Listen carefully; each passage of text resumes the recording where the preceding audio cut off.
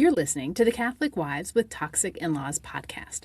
Today is the second episode in a series I've been doing all about the words and the phrases that we should say or maybe we should not say to our toxic in-laws. And today we're going to be talking about why you should not be telling your toxic in-laws, "I may be overreacting." Are you a Catholic wife who's grappling with challenging in-laws? If so, you've found your sanctuary here. Welcome to the Catholic Wives with Toxic In-Laws podcast, a place where we tackle the tough issues you're dealing with head on, and you finally get the validation you've been seeking. I'm your host, Miriam Susan, a Catholic wife and convert who's weathered nearly 3 decades of in-law drama. But before we dive in, let me just share this quick message. This podcast is my own personal journey and is not an official ministry or apostolate of the Catholic Church or of any diocese. I have no ecclesiastical authority. I am simply one woman with one story, taking it one day at a time, walking alongside you. Hi, I'm Miriam Susan. Welcome to today's episode. This is the second one in the series I've been doing all about words and phrases that we should or should not say to our toxic in-laws. And of course, this is just my opinion. You can take it or leave it. You don't have to do this or not do it. It's up to you. I'm just giving you my opinion on some phrases or words, like last week we talked about saying the word no to our in-laws. Just no. Simply and oh, that's it. And this is just my opinion based on what I've done, what I've observed in other toxic family relationship dynamics, and how just like simple phrases can really make things worse for you. And in turn, make things worse for your toxic in-laws.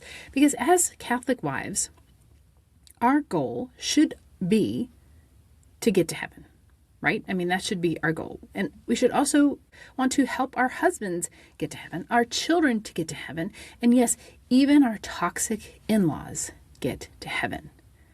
Now, that's kind of hard for some of us to think about. But if we remember that heaven will not include all of this toxicity, then we should want our toxic in-laws there, because they won't be toxic anymore, right? I mean, that would be awesome. So let's get into what we're going to be talking about today. And that is this phrase of telling our toxic in-laws, well, I might be overreacting, but putting on my glasses so I can see to talk about what the scripture reference is today for this phrase. And it comes from the book of Psalms, chapter 139, verses 23 and 24. And this does come from the New Revised Standard Version Catholic Edition. And this scripture says, "Search me, O God, and know my heart. See if there is any wicked way in me." Now, when we think about this phrase, well, I might be overreacting, but it says, it's something that we say to ourselves before we even open our mouth. We are pre-apologizing for a feeling that we haven't even voiced yet. And really, when we say this, well, I may be overreacting. Maybe I'm overreacting to all of this.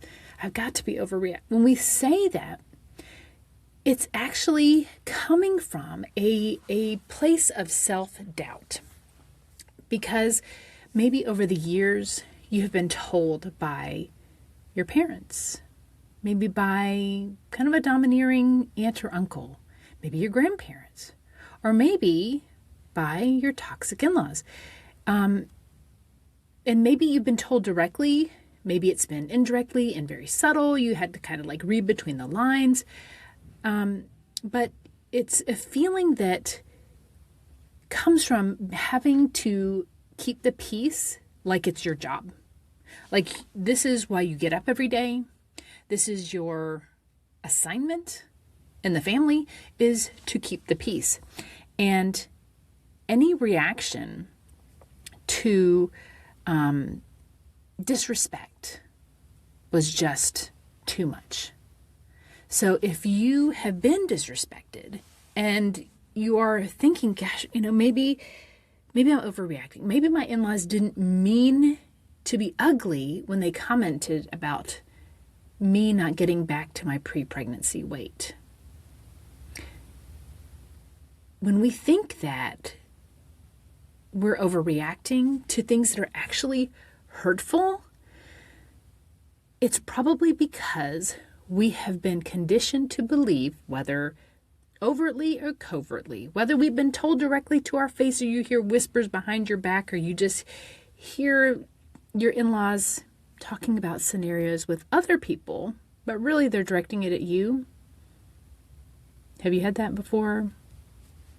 I have. Hello.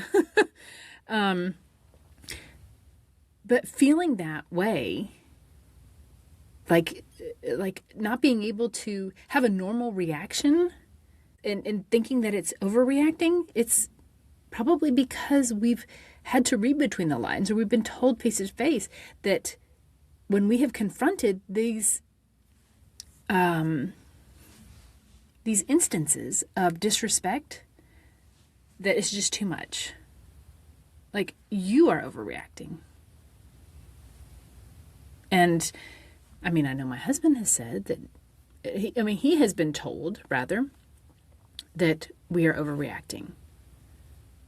Seeking legal action after being stalked by my in-laws who live over 700 miles away, showing up at our homeschool group and feeling unsafe because we never gave them our address. We never told them that we were participating in this homeschool program, but yet they show up anyway.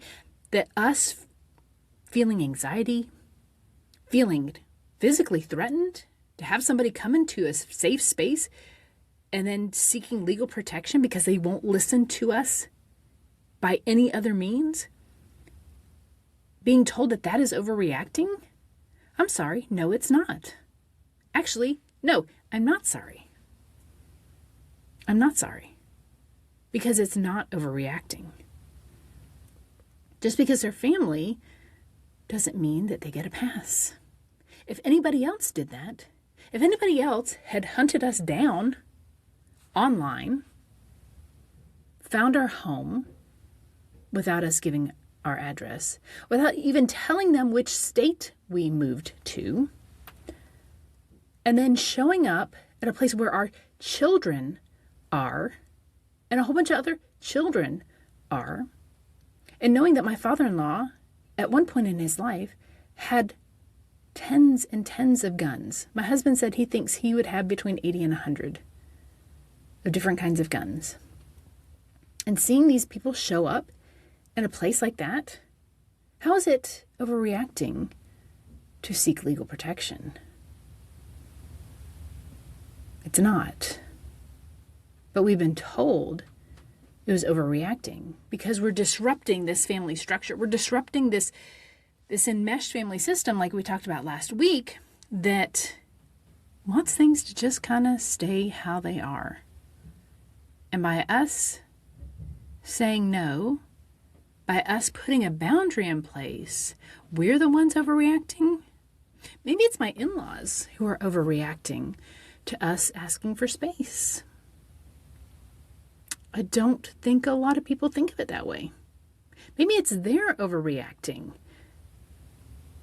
which has caused them to stalk us, or stalking them is overreacting. Driving 700 miles to show up at our homeschool group, that is overreacting to us just asking for space. Because a normal and healthy reaction would be to say, oh my, this hurts. This is heartbreaking.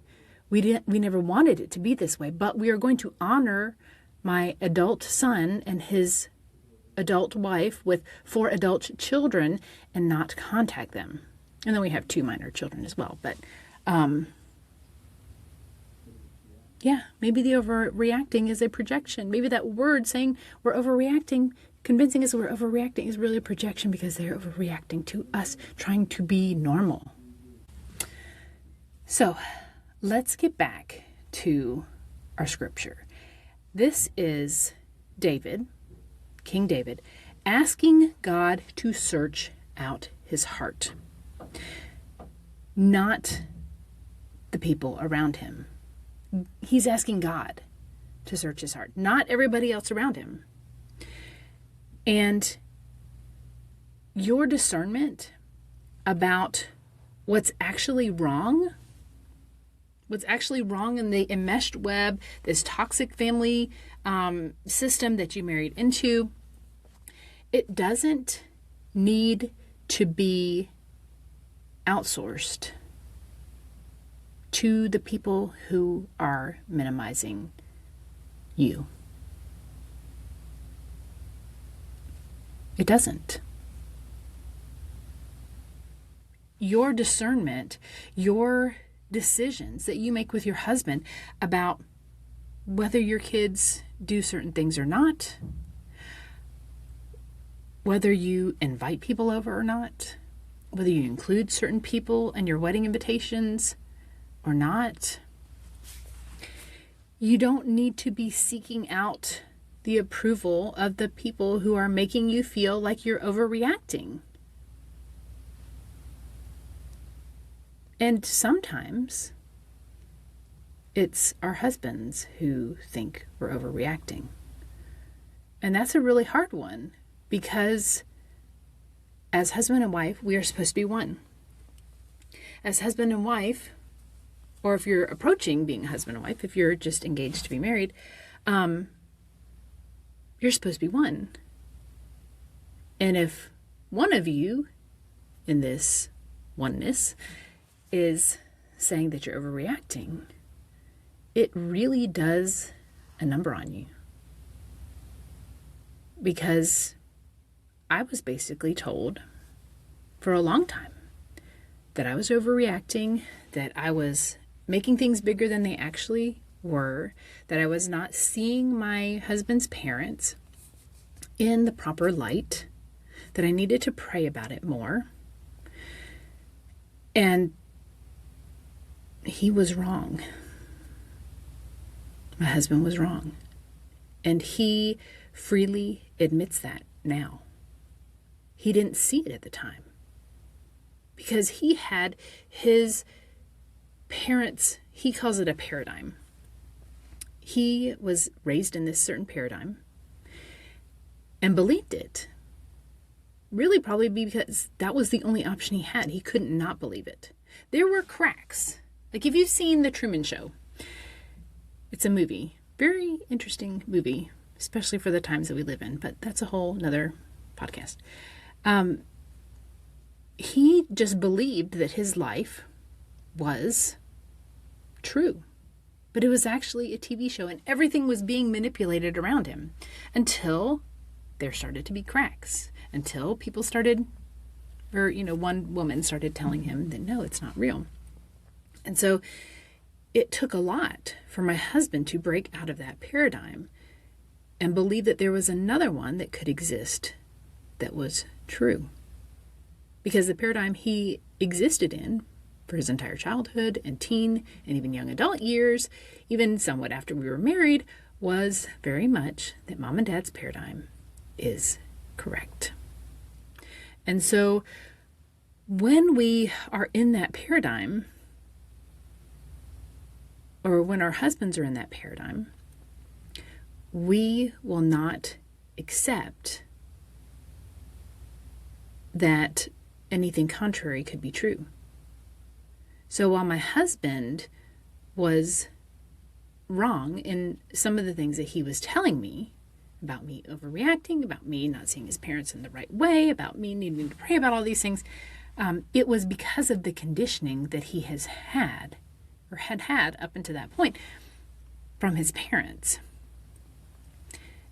So when we have this oneness with our husbands and it's being pulled apart, it is so hard on us, because we know what we're seeing, we know what we're experiencing, and we know it's wrong, but the one that God has joined to us together in this sacrament of marriage doesn't see it.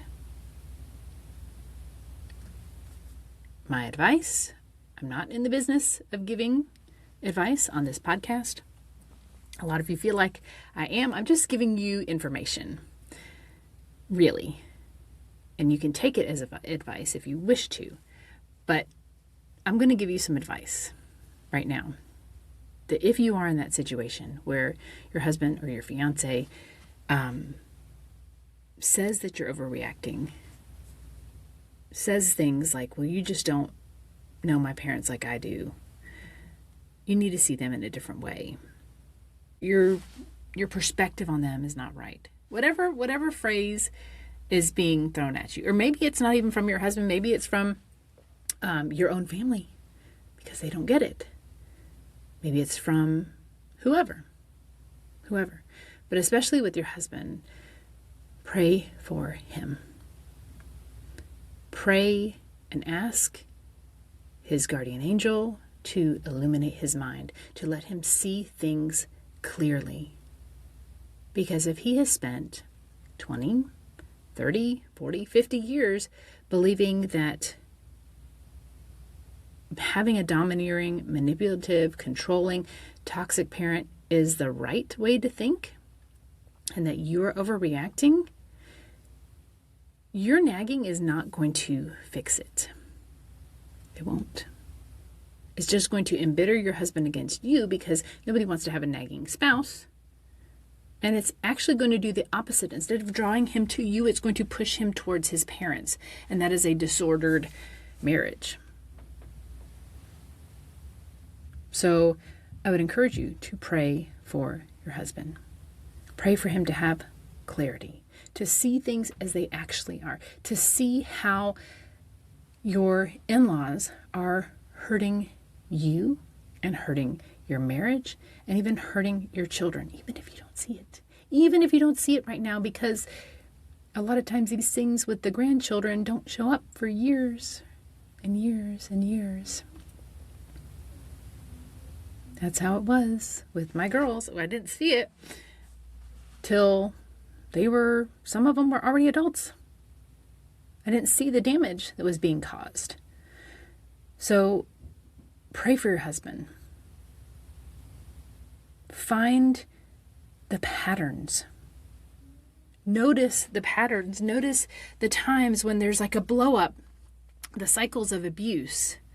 Try to find an image of that online and look at it and study it and see how it applies to your life, because chances are it does. There is a blow up, and then there's a blame shifting phase, and then there's like the makeup phase where things are supposed to be like swept under the rug and you just ignore it and move on, and then there's the quiet phase, and then there's a blow up again, and it's cyclical. It happens over and over and over again. And actually pointing that out to my husband was very helpful, because he could see that this was a pattern. Because my husband is the quickest person to forgive that I have ever met. And he also will forget. So the whole forgive and forget thing was a huge thing. So when these things would happen in our marriage, he would, in his mind, forgive and forget, while I'm still going, what just happened? Why are we pretending like this didn't happen? And we're just moving on and acting like everything is normal when I'm sure not feeling normal. And that is not overreacting. We are told that we are overreacting when we are having a normal response to something absolutely bonkers. And maybe that's gaslighting. I don't know. I'll let you decide on that. But we have to acknowledge that we cannot look to these people who say we're overreacting to be the judge of our reactions. Because if somebody's hitting you, your normal reaction can be to cower. It can be to fight back. And both of those can be a normal reaction to being hit. And when somebody tells you that that's not a normal reaction, probably need to be a little more discerning about how much you trust whatever it is that they're telling you. Now, talking about all of this, I want you to know that you don't need your in-laws' permission. You do not need permission from, really, you don't really need permission from your in-laws for very many things, contrary to what you might believe. But you don't need your in-laws' permission to trust your own read, your own perspective on a certain situation, especially if they're the ones causing the situation. You would never, trust. Now, this is getting into fantasy. This is make-believe. But you would never trust the perspective of a fox who has a dead chicken in his mouth, who has killed several other chickens in the hen house. You would never trust his perspective on this situation because he's the one that caused it. He's the one that's caused the disruption. You should probably listen to your chickens. Which, if you do have chickens, they would definitely they would let you know because of all the squawking. But anyway, we need to not give that kind of power over to our in-laws to decide whether we are overreacting to a situation or not. Maybe sometimes we do. Maybe sometimes we have actually overreacted. And that makes it even harder because they can say, well, remember that time? Remember that time you overreacted? When in reality, it was a situation, maybe you just had a baby. Hormones are, off the charts. You're exhausted. You don't feel good. Maybe nursing isn't going as well as you hoped. Maybe the baby is colicky and you're trying to do your best and something comes up with your in-laws and you flew off the handle. Those times when we have overreacted make it worse for us in the future because they're always going to point back to that thing. See, you acted crazy. Boy, she flew off the handle when I was just asking something simple. So that happens. Give yourself grace for those situations. Acknowledge when you have overreacted. And unfortunately, if your husband is still on his parents' side, he might bring that up too. And honestly, for me, if that were to happen, I would say, I'm sorry. Please forgive me. I've tried to do better, but I can't have you holding that over my head for the rest of my life. That's what I would say, just in all honesty.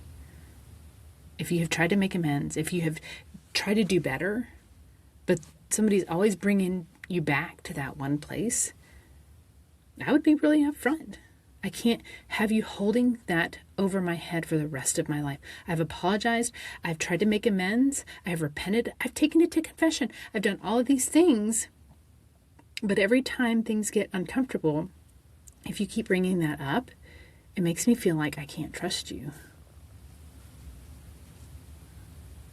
That's just what I would say. Again, unsolicited advice. Take it or leave it. It doesn't matter to me. Just being honest with, things that we have gone through, struggles that we have had with the stress that comes from being part of this toxic dynamic. And I hope that, my stories can help encourage you.